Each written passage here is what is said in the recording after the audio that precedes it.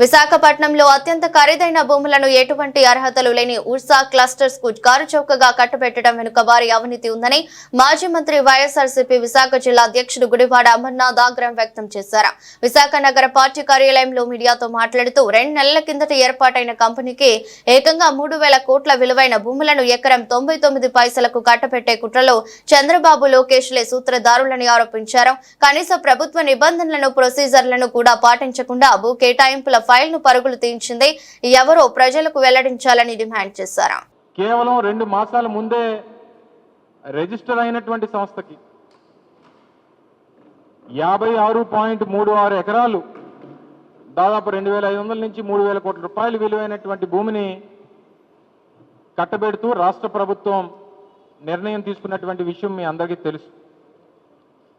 దాదాపు 4-5 రోజులుగా రాష్ట్ర వ్యాప్తంగా దేశవ్యాప్తంగా పెద్ద ఎత్తున చర్చ జరుగుతూ ఉంది. అసలు ఈ కంపెనీ ఏంటి, ఈ కంపెనీకి సంబంధించినటువంటి బ్యాక్గ్రౌండ్ ఏంటి, ఆర్థిక పరమైనటువంటి బలం ఏంటి, దీంట్లో ఉన్నటువంటి డైరెక్టర్స్ ఎవరు, అసలు ఈ సంస్థకు సంబంధించినటువంటి కార్యకలాపాలు ఏంటి, ఇవన్నీ కూడా పెద్ద ఎత్తున దేశవ్యాప్తంగా చర్చ జరుగుతూ ఉంది. వాళ్ళు ఏదో 5,728 కోట్ల రూపాయలు పెట్టుబడి పెడతామని చెప్పి ముందుకొచ్చారు. 5,728 కోట్ల రూపాయలు పెట్టుబడికి గాను మేము ఈ 56 ఎకరాలు ప్రభుత్వం కేటాయిస్తుంది అని చెప్పినటువంటి ప్రభుత్వం అసలు ఈ సంస్థ ఎప్పుడు స్థాపించబడింది?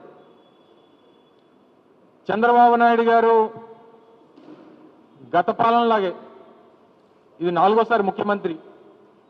ఉమ్మడి రాష్ట్రంలో 2 సార్లు 19 సంవత్సరాల పాటు ముఖ్యమంత్రిగా పనిచేశారు. మళ్ళీ ఇప్పుడు 2వసారి ఈ రాష్ట్రానికి ముఖ్యమంత్రిగా పనిచేస్తూ ఉన్నారు. ఇది ఒక మోడస్ ఆపరెండిగా, అంటే షెల్ కంపెనీల సృష్టికర్తగా ఉన్నటువంటి చంద్రబాబు నాయుడు గారు ఇలా ఊరు పేరు లేనటువంటి కంపెనీలు తీసుకుని వచ్చి ప్రభుత్వానికి సంబంధించినటువంటి విలువైనటువంటి భూములు కట్టబెట్టి